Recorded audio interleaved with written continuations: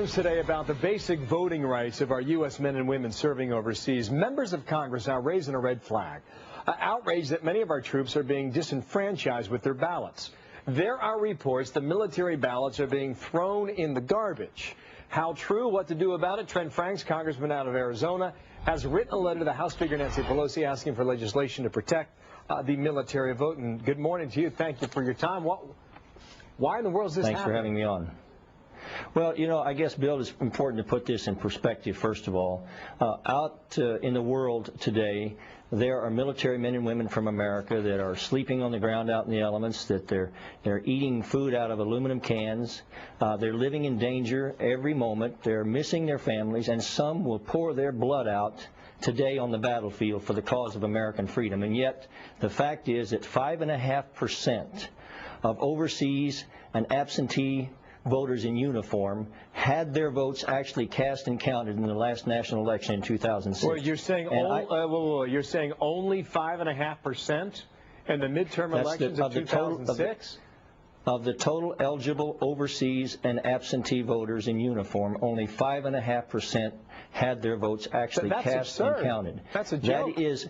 And we asked Nancy Pelosi to allow a vote on H.R. 5673 that would have prevented that from happening again this time, and she refused. And that is, in my judgment, an ignoble disgrace that is, first of all, it expresses my ability, it beggars my ability to express, but it is something that I believe is even a worse scandal than this Acorn thing.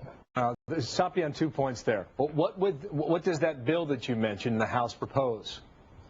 Well, it calls for an expedited plan to make sure that our soldiers not only know how to vote, make sure that they get all of the technical information right, because these ballots you were talking about in Virginia were just thrown out on a technicality. Now why is Nancy Pelosi, then it also expedites the vote ballots getting back to the... I understand. I don't mean to talk over you. Why is the House Speaker not going along with your proposal?